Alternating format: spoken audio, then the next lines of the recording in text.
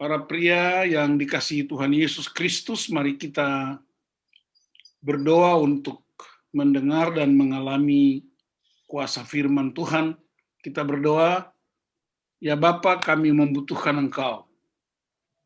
Dan itulah juga sebabnya anak-anak kami membutuhkan kami, supaya kami membawa mereka mengalami Bapa. Di dalam nama Tuhan Yesus Kristus.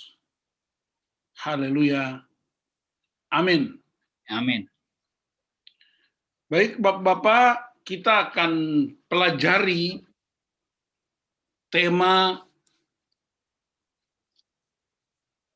yang masih berlangsung di GKO, yaitu menolak sinkretisme atau penyembahan berhala. Dan saya memilih sebuah tema yang terkenal dalam bukunya Casey Kirsten, yaitu Dunia Membutuhkan Bapa. Dan mari kita periksa hati kita, hidup kita, dan saya akan ajak kita untuk melihat beberapa ayat Alkitab yang menolong kita untuk menjawab kebutuhan-kebutuhan hidup keluarga kita.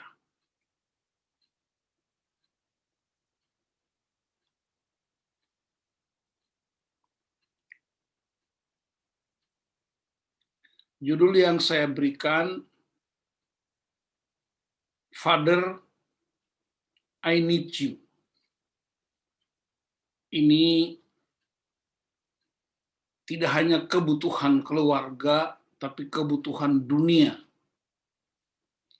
Bacaan yang kita gunakan dari Ratapan 5 ayat 7, Bapa-bapa kami berbuat dosa, mereka tidak ada lagi, dan kami yang menanggung kedurjanan mereka. 3 Yohanes 1 ayat 4, bagiku tidak ada sukacita yang lebih besar daripada mendengar bahwa anak-anakku hidup dalam kebenaran. Matius 3 ayat 17b, inilah anakku yang kukasihi, kepadanya lah aku berkenan. 3 bagian ini akan kita explore, kita renungkan, dan sekaligus kita mengambil keputusan untuk hidup menurut firman Tuhan. Kita lihat satu persatu.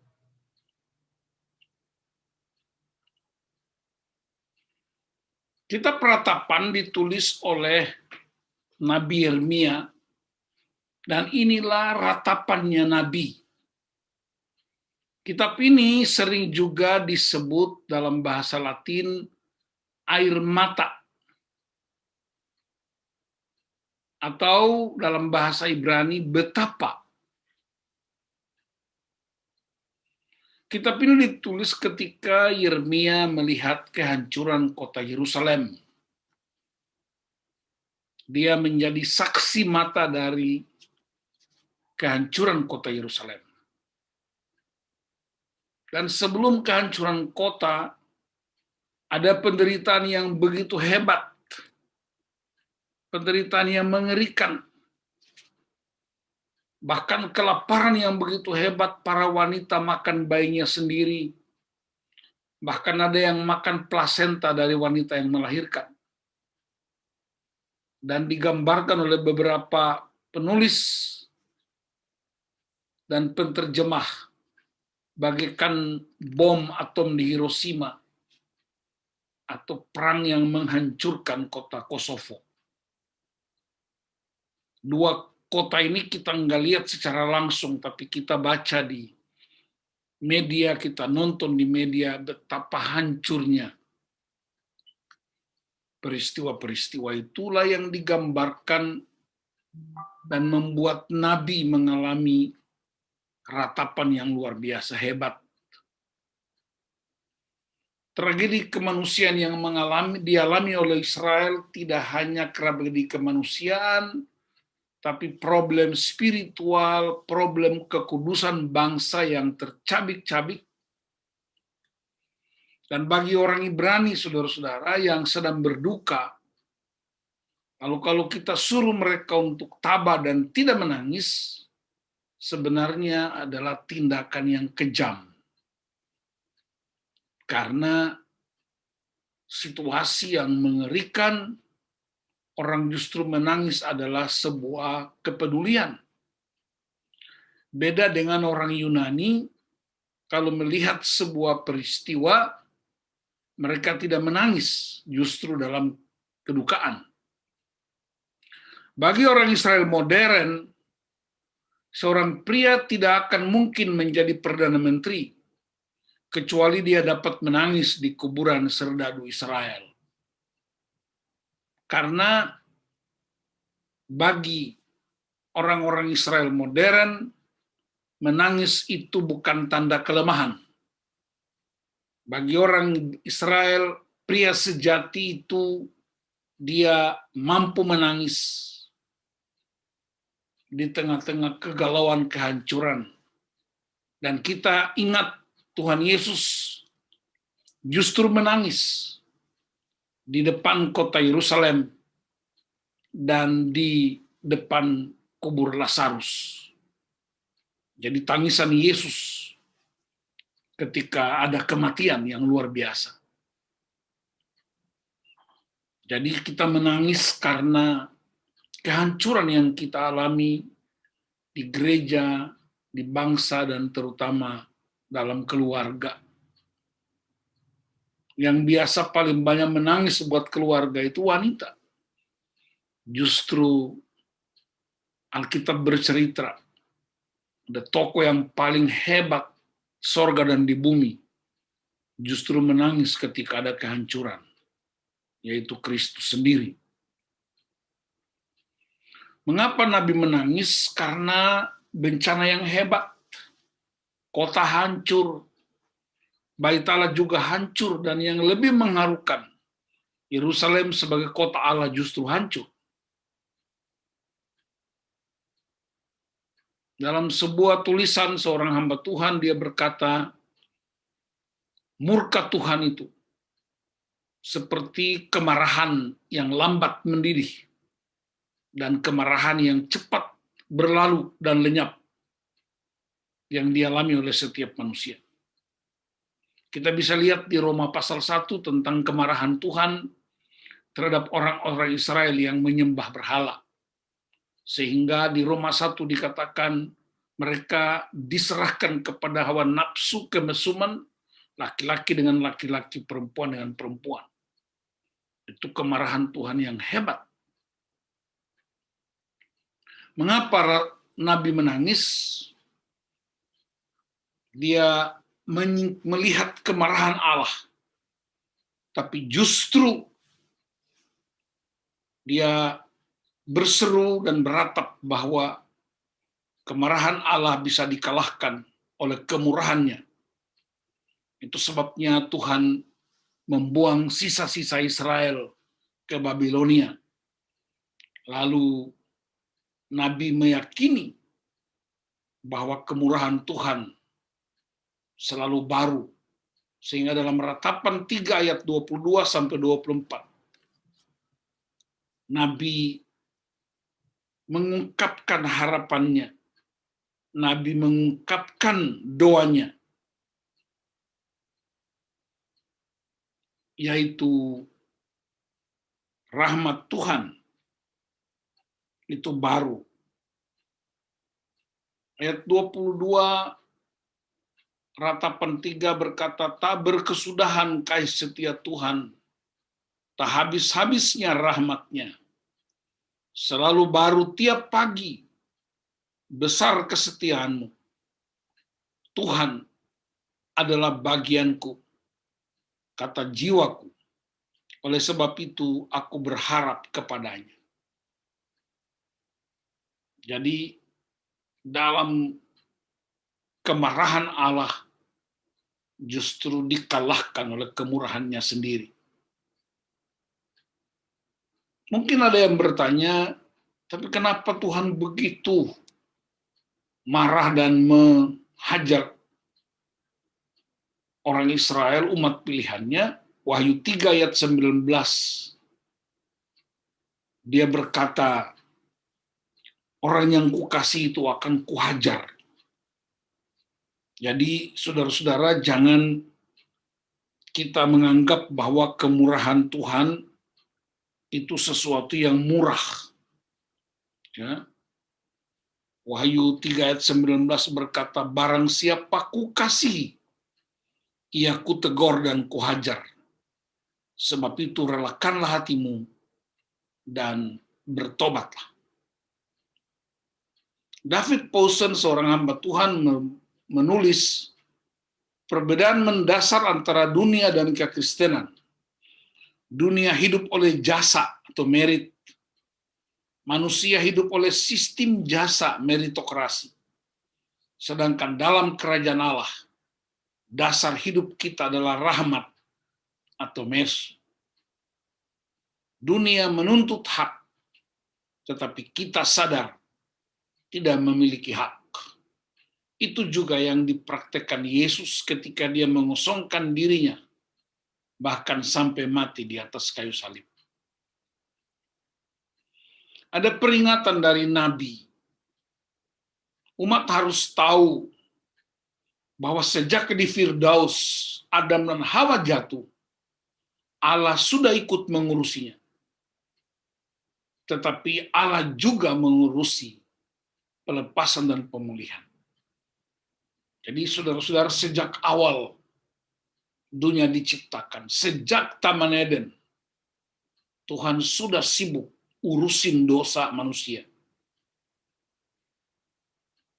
Dan karena itu, ketika dia melihat Adam dan Hawa bertelanjang, Tuhan mengambil seekor domba, menyembelinya, lalu memakaikan bulu domba itu sebagai pakaian buat Adam dan Hawa. Itu sebuah nubuatan bahwa Kristus juga akan dipersembahkan untuk menutupi semua dosa dan kesalahan kita. Dan itu sudah digenapi. Nabi juga tahu bahwa dosa mendatangkan hukuman. Tetapi dia tetap bermohon kepada Tuhan untuk pemulihan bangsanya. Apa penyebab utama dari semuanya ini? Dari semua peristiwa pembuangan yang dianggap sebagai sebuah tsunami besar, ternyata penyebab utamanya ialah dosa. Dosa apakah itu? Ternyata dosa penyembahan berhala yang juga dipraktekkan dalam bentuk praktek sinkretisme. Sebab Tuhan sudah ingatkan orang Israel dalam Ulangan 18 ayat 9 sampai 12 bahwa hati-hati kamu masuk tanah Kanaan karena di sana sudah ada orang-orang yang punya kebiasaan menjijikkan, yaitu menyembah berhala. Nah, menurut Ulangan 18 ayat 9 sampai 12 ada 8 bentuk jenis okultisme atau penyembahan berhala yang kalau dipraktekkan orang Israel itu yang disebut sinkretisme, perpaduan antara kepercayaan kepada Allah dan kepercayaan-kepercayaan lokal. Yang pertama, persembahan anak laki-laki dan perempuan kepada dewa Moloch yang dibakar. Yang kedua, ada petenung, ada peramal, ada penelaah, ada penyihir, ada pemantra, ada penanya kepada arwah, petunjuk dari orang mati. Beberapa hari ini atau dalam minggu ini, kita terus diingatkan tentang peristiwa-peristiwa sinkretisme sebagai bagian dari penyembahan berhala yang membuat Tuhan begitu marah Tuhan begitu jijik, dan itu sesuai dengan firman-Nya dalam Keluaran 20, jangan ada padamu Allah lain di hadapan.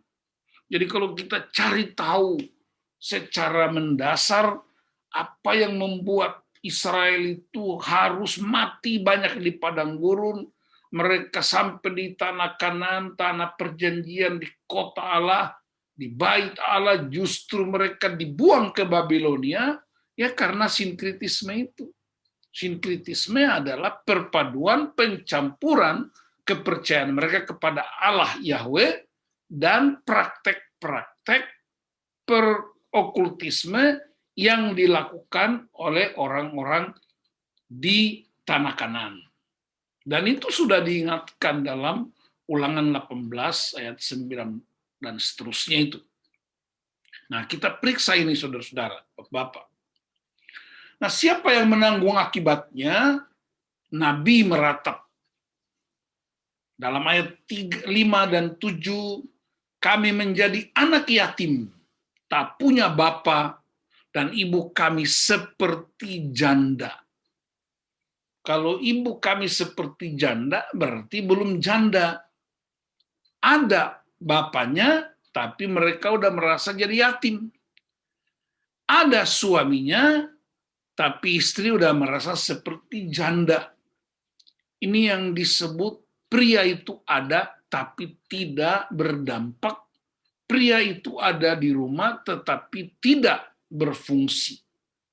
Yang kemudian dalam bahasa Inggris disebut fatherlessness atau ketiadaan bapak. Jadi hampir semua peneliti tentang keluarga, peneliti tentang pria, peneliti tentang suami istri di berbagai belahan dunia, ya, problem utama kutuk itu ialah fatherlessness.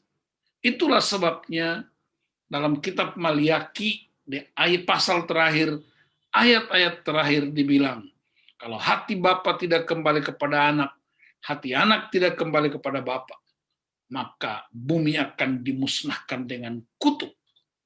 Smite the earth with a curse, kutuk akan masuk. Apa yang harus kita lakukan? Tidak ada cara lain kecuali relakan hatimu dan bertobat. Dalam Kisah 17 ayat 30, Allah memerintahkan supaya setiap pria bertobat di mana-mana. Sumbernya tentu dari kasih agape itu sendiri. Itulah sebabnya penulis Yohanes sendiri, Rasul Yesus itu orang yang dikasihi Yesus. Dia menangkap isi hatinya Yesus. Salah satu murid yang mendengar denyut jantung Yesus karena dia meletakkan kepalanya di pundak Yesus ketika menjelang hari-hari penangkapan. Dan dia menemukan kasih, itulah sebabnya seluruh surat Yohanes, Injil Yohanes, 1, 2, 3 Yohanes, dan kitab Wahyu, tema utamanya itu kembali kepada kasih agape. Sehingga pria ini berkata, bagiku tidak ada sukacita yang lebih besar daripada mendengar bahwa anak-anakku hidup dalam kebenaran. Mari kita perhatikan dari mana dimulainya. Yang pertama, saya kutip beberapa statement dari beberapa hamba Tuhan, nanti kita lihat referensinya. Dia bilang pria itu sumber, dan pusat sumber itu adalah Kristus. Seperti Kristus dengan firman-Nya, demikian pria dengan perkataan yang keluar dari mulutnya adalah firman Allah. Pria itu ayah atau bapak yang memenuhi kebutuhan jasmani, jiwani, dan juga rohani. Pria itu juga pendidik atau guru. Pria itu suami yang ketika mengasihi istrinya akan berdampak pada anak-anak yang suatu ketika mereka juga akan berkeluarga. Pria itu pemimpin, pemelihara, penjaga, pendukung, pelopor, pelindung, pahlawan, dan saudara bisa tambahkan lagi, gembala dalam rumah tangga. Pria itu pewaris kehidupan. Dalam kitab Amsal dikatakan warisan terbesar dari seorang pria ialah mengasihi istri dan hadir di tengah kebutuhan anak-anak. Siapakah pria atau ayah atau bapak itu? Menjadi ayah didasari oleh gambar Allah, karena Allah adalah Bapa. Supaya anak-anak keturunan kita mengenal siapa Bapa, Tuhan wariskan seorang Bapa di bumi. Dan Myles Munroe berkata, para pria, Anda adalah fondasi untuk keluarga Anda. Dan sebuah bangunan hanya akan sekuat fondasinya. Jadi sebuah keluarga yang kuat, sehat, itu sangat tergantung kepada kesehatan pria itu. Bukan kesehatan jasmani, tapi juga kesehatan rohani, kesehatan jiwani. Jadi apa yang anak itu butuhkan? Ada satu cerita yang membuat saya begitu terharu tapi juga tertemplak. Ketika saya dialog dengan seorang anak yang betul-betul mengalami broken home, yang betul-betul dia diabaikan, disingkirkan. Lalu saya tanya dia dengan suara pelan, sebenarnya kamu butuh apa sih? Dia bilang, Pak Pendeta, saya nggak butuh uang dari Papa. Saya nggak butuh mobil atau motor. Terus kamu butuh apa? Saya butuh Bapa. I need you, Father. Dan itu yang membuat saya peluk dia dan puji Tuhan, dia mengalami pelepasan. Ternyata bukan itu satu-satunya yang saya hadapi. Tapi sudah banyak pria di berbagai tempat juga menghadapinya. Termasuk Casey Kirsten yang menulis buku yang sangat terkenal. Dunia membutuhkan seorang bapa. Casey Kirsten berkata, cacat yang paling mendasar di tengah masyarakat adalah fatherlessness. Jalan keluarnya, anak-anak mesti mendengar suara Tuhan, suara Bapa di sorga yang diwakili oleh para bapa. Inilah anakku yang kukasihi, kepadanya lah aku berkenan. Inilah anakku bicara tentang peneguhan identitas. Sebuah proklamasi. Anak-anak butuh peneguhan identitasnya. Inilah anakku. Yang kedua, kukasihi. Bukan kuhajar dan kutegur saja, tapi kukasihi. Dan di situ lahir dari hati seorang Bapa yang bersumber pada hati Bapa di sorga. Kepadanya lah, tidak ada duanya. Dia fokus. Dan aku berkenan. Dia menerima apa adanya tanpa syarat, tanpa membuat syarat apapun. Bapak mungkin tahu segala macam iklan yang beredar dengan semua kemudahan-kemudahan, selalu di bagian akhirnya ditulis S dan K berlaku, syarat dan ketentuan berlaku.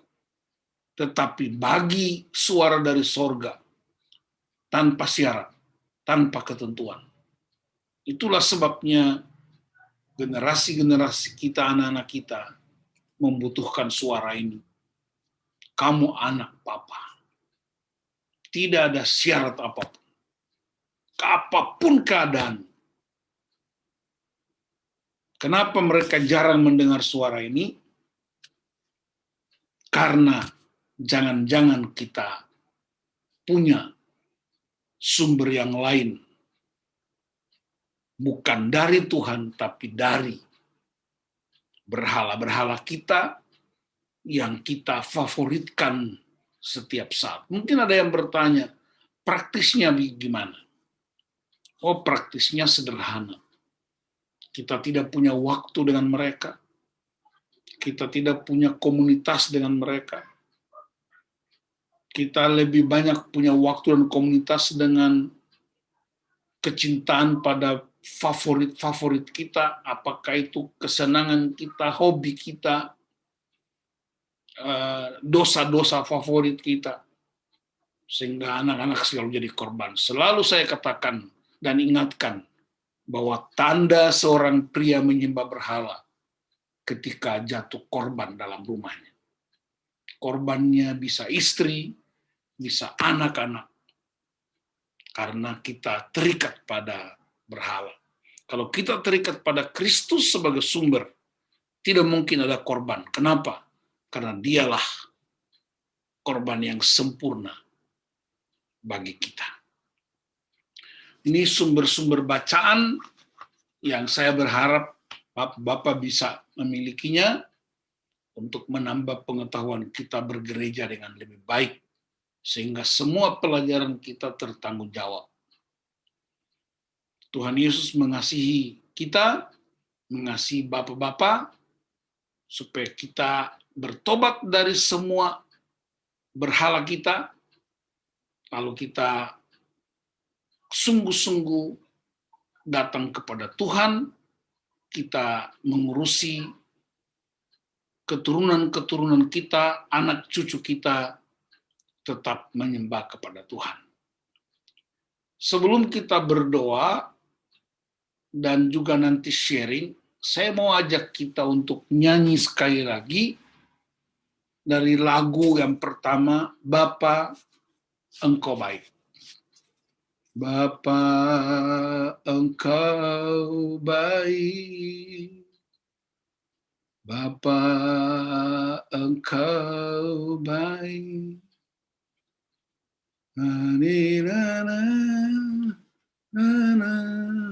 kepadaku, Bapa aku cintakan. Kita berdoa. Bapa, terima kasih hamba-Mu tidak cakap menerangkan seluruh isi hati-Mu, tapi biarlah apa yang telah kami dengar sungguh-sungguh menjadi kekuatan baru. Sungguh-sungguh menjadi peringatan penting buat para pria sebagai bapa dalam rumah. Sehingga kami terbebas dari segala bentuk penyembahan berhala. Dan kami memberi hidup kami untuk diatur oleh Tuhan dengan firman Tuhan. Dan anak-anak kami boleh mendengar suara dari sorga melalui kami. Inilah anak-anakku yang Kau kasihi. Kepada mereka aku berkenan. Tetapi juga menjadi sebuah kerinduan hati kita untuk mendengar bahwa anak-anak kita hidup dalam kebenaran. Terima kasih Bapak, baik yang mendengar di Zoom online maupun yang melihat dan mendengar di YouTube. Bapak kuduskan dan firman-Mu berkuasa untuk menjamah setiap orang yang dengar firman-Mu. Di dalam nama Tuhan Yesus Kristus, kami bersyukur. Haleluya. Amin. Dari diskusi atau pernyataan Pak Luhut dan Pak Denny Mangkai, Pak Luhut tentang apa yang mesti kita kerjakan, terutama oleh karena ada tidak hanya kita hidup sendiri, tapi juga ada yang lain, apakah istri, anak, mertua, ipar, lae, ponakan, semuanya bertali temali. Lalu apa yang kita bisa kerjakan? Saya ingin sampaikan satu jawaban untuk dua penanggap, Pak Luhut dan Pak Denny, yaitu ketika Yesus menggambarkan pria itu hidup di dalam musim apa saja. Apakah itu musim panas, musim hujan? Tuhan itu enggak mempersoalkan musimnya, tapi periksa fondasinya. Dalam Lukas pasal 6 ayat 46 sampai 49, atau dalam Injil Matius pasal 7, dia berkata pria yang kuat itu tergantung fondasinya. Dia menggambarkan dua jenis fondasi, batu dan pasir. Fondasi rumah yang dibangun di fondasi pasir, ketika datang banjir, hujan, badai, rumah itu roboh dan hebatlah kerusakannya. Tetapi kalau rumah itu dibangun di atas fondasi batu, hujan, banjir, badai datang, rumah itu tetap berdiri kokoh. Ini Yesus tidak bicara buat orang-orang luar. Ini pengajaran Yesus kepada orang-orang yang sudah percaya dan ikut dia. Jadi apa itu fondasi batu?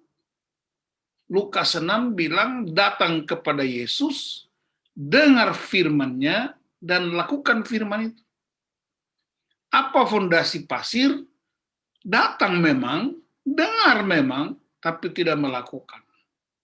Kalau begitu mari kita periksa, apa itu badai, banjir, hujan? Ternyata itu problem-problem alam yang berada di luar kontrol kita. Kita nggak bisa atur badai, kita nggak bisa atur hujan, kita nggak bisa atur cuaca. Yang bisa kita atur ialah fondasi kita, harus kita atur supaya dia kuat. Sebelum membangun ke atas, harus lebih dulu membangun ke bawah.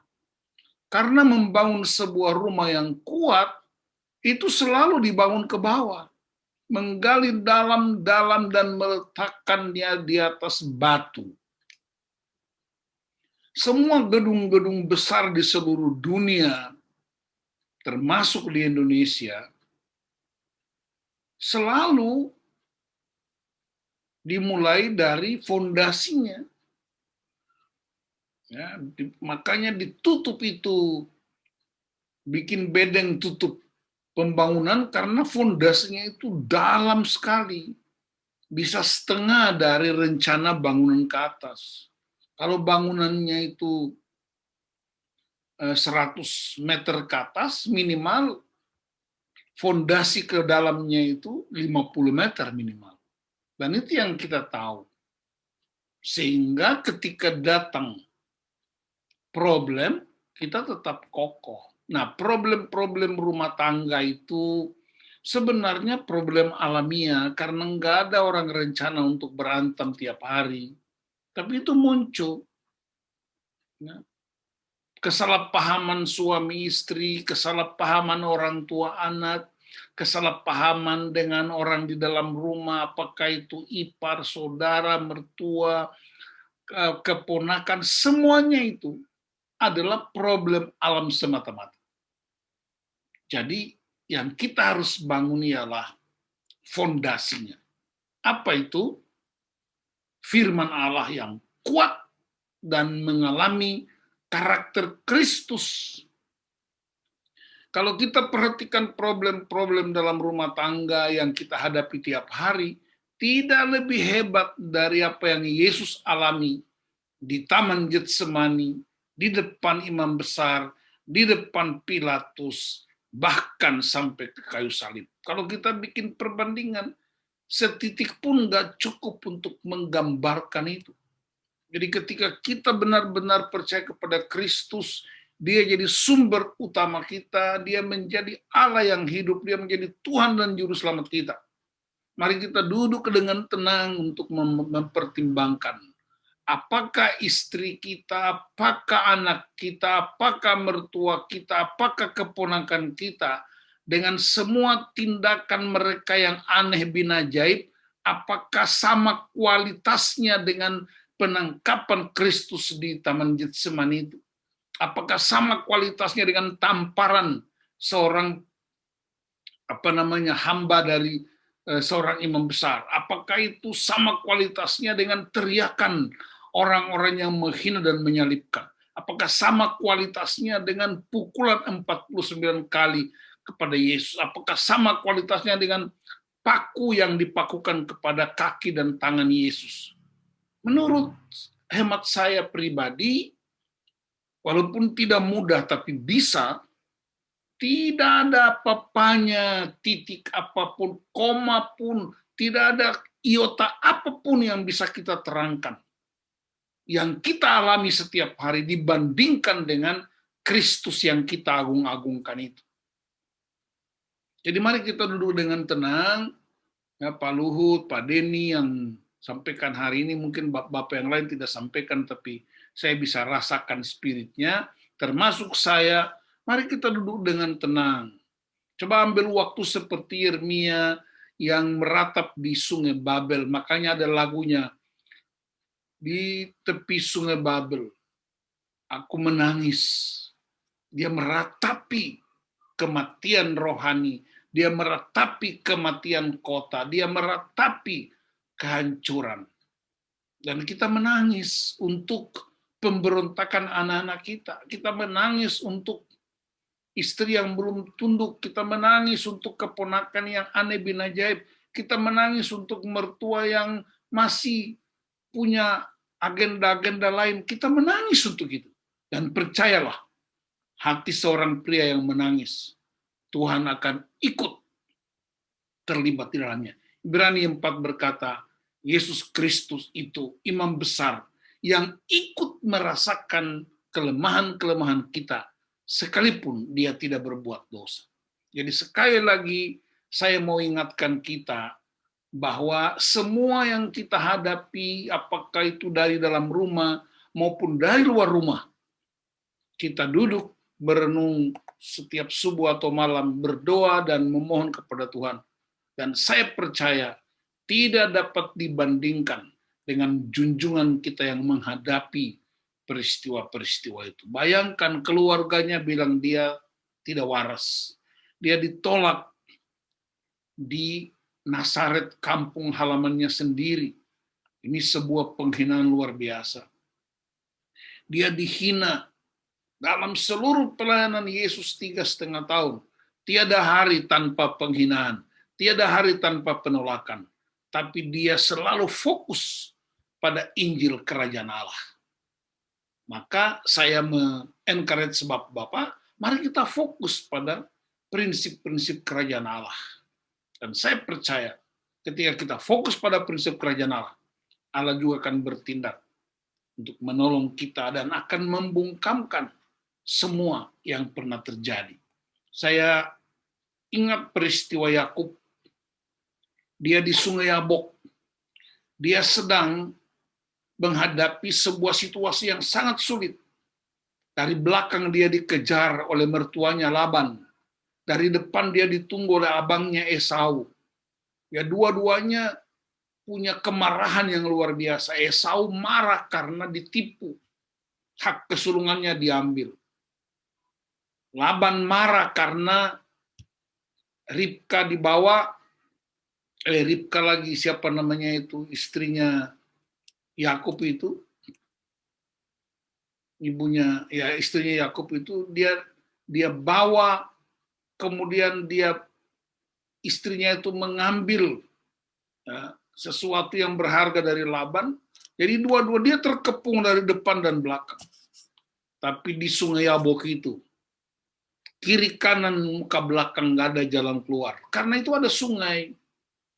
Dia mau lari ke kiri kanan nggak bisa karena itu ada banyak buaya. Sungai kan selalu tempat buaya tinggal, ada binatang buas. Depan ada Esau dan para prajurit. Di belakang ada Laban dengan para hambanya. Yakub bikin apa? Dia berharap kepada Tuhan. Jadi ternyata ada pertolongan dari atas. Kiri kan muka belakang tertutup semua bantuan, tapi dari atas datang. Tapi dari atas datang itu sakitnya bukan main. Malaikat memukul pangkal pahanya, terpelecok. Dan disitulah dia bertobat. Lalu Tuhan bikin beres Laban, Tuhan bikin beres Esau. Dan namanya diganti Yakub yang artinya penipu, diganti menjadi Israel yang artinya kemuliaan. Dan dia menjadi embrio sebuah bangsa yang besar. Jadi memang saya encourage Bapak-Bapak untuk kita jalani. Saya pun pernah mengalami semua yang Pak Luhut sampaikan. Ya, saya pernah mengalami itu luar biasa dari dalam dan luar. Tapi saya terus percaya firman Tuhan. Kebaikan selalu mengalahkan kejahatan. Dan kita sumbernya, kita yang mesti mulai. Tidak bisa kita mengubah mulut orang. Kita nggak bisa mengubah hati orang. Tapi kita bisa mengubah respons-respons kita. Dan itulah kemenangan pria, karena kita adalah sumber. Puji Tuhan. Silakan, ada lagi. Kita tahu, Pak Leo, bahwa seringkali kegagalan pria itu mencintai ekspektasinya, bukan mencintai orang yang dinikahinya. Mencintai ekspektasi bukan mencintai anak-anaknya. Karena kita sudah tulis daftar ekspektasi. Saya berharap istri saya begini, begini, begini. Saya berharap anak saya begini, begini, begini. Ketika ekspektasi-ekspektasi kita tidak terpenuhi, kita jadi kecewa. Kita merasa gagal. Karena standar kita, ekspektasi kita, bukan standar kita kasih agape. Karena itu memang banyak orang seringkali menuduh dirinya gagal, banyak pria kadang-kadang frustrasi dan putus asa, karena ekspektasinya tidak terpenuhi oleh orang-orang yang dia cintai. Yang akhirnya apa? Dia kecewa. Berarti kita nggak mencintai pasangan kita atau anak-anak kita. Kita mencintai ekspektasi kita. Dan itu yang membuat statement itu berlangsung. Kita gagal bukan karena kita tidak sungguh-sungguh dengan Tuhan, tapi karena kita mencintai ekspektasi kita. Karena itu ekspektasi, ingat, ekspektasi yang berlebihan dan kemudian membuat istri sama anak-anak korban, sebenarnya ekspektasi itu telah berubah menjadi sebuah berhala. Karena dia menghasilkan korban-korban yang baru. Ingat prinsip penyembahan berhala pria, selalu dia mencintai sesuatu yang melebihi Tuhan dan keluarganya. Disitulah penyembahan berhala berlangsung. Karena penyembahan berhala dimulai dari sistem pemikiran yang kita ciptakan untuk membandingkan mana yang lebih utama. Ed Cole bilang, kalau Anda mencintai keluargamu, maka hanya dua hal menjadi tolok ukur. Yang pertama, kualitas waktumu. Yang kedua, keuanganmu. Kepada siapakah dua prinsip ini dipersembahkan? Waktu yang berkualitas dengan keluarga dan uang kita. Karena dia mengutip ayat Alkitab, di mana ada hartamu, di situ hatimu berada. Kalau harta kita buat keluarga kita, pasti hati kita ada di situ. Sama dia bilang, kalau Anda mencintai gereja, ukurannya juga dua. Waktumu dan uangmu. Apakah engkau mengasihi gerejamu? Periksa kualitas waktu yang Anda berikan buat pelayanan di gereja. dan periksa keuanganmu diserahkan kemana. Apakah diserahkan ke tempat-tempat hobi, apakah diserahkan ke tempat-tempat lain, daripada diserahkan kepada pekerjaan Tuhan. Jadi itu sangat jelas.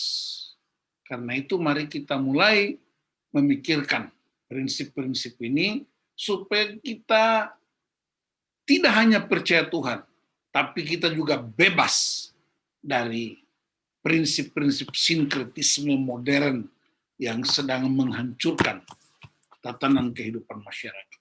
Dan sponsor utama,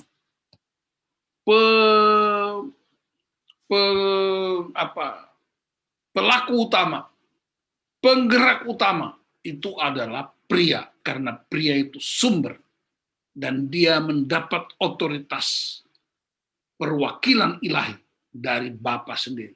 Makanya di dunia ada namanya Bapa. Untuk apa? Untuk bisa merepresentasikan Bapa di sorga itu. Nah, kalau anak-anak kita melihat Bapanya tidak seperti yang mereka kenal, maka gambaran tentang Bapa di sorga juga jahat. Tapi kalau Bapa di sorga itu dia bisa alami di dunia dengan baik, melalui kita, maka Bapa di sorga juga baik. Saya mau ingatkan kita sekali lagi bahwa ketika Allah menciptakan bumi, itu dia pisahkan terang dan gelap. Dia tidak singkirkan gelap, tapi dia pisahkan terang dan gelap. Artinya, di dalam kehidupan kita ada sisi-sisi gelap yang harus kita bisa menangkan. Nah, kitalah terang untuk memenangkan kegelapan itu. Jadi ketika ada kegelapan datang, ada pandemi datang, ada situasi-situasi yang buruk, itu kegelapan. Dan ingat, kegelapan Tuhan tidak singkirkan, tapi dia suruh kita untuk menjadi terang di tengah kegelapan. Tuhan menolong kita, dan saya ingin mengakhiri percakapan kita dan renungan atau refleksi malam ini dengan mengatakan satu prinsip yang penting, yaitu pria adalah representasi Bapa di sorga. Dia mengayomi, dia memeluk, dia memberkati, dan dia menunjuk arah sehingga anak-anak kita punya warisan yang kokoh. Kristus Tuhan adalah Tuhan dan Juru Selamat mereka. Terima kasih, Tuhan Yesus memberkati Bapak dan keluarga dan menjadi berkat buat banyak orang. Amin.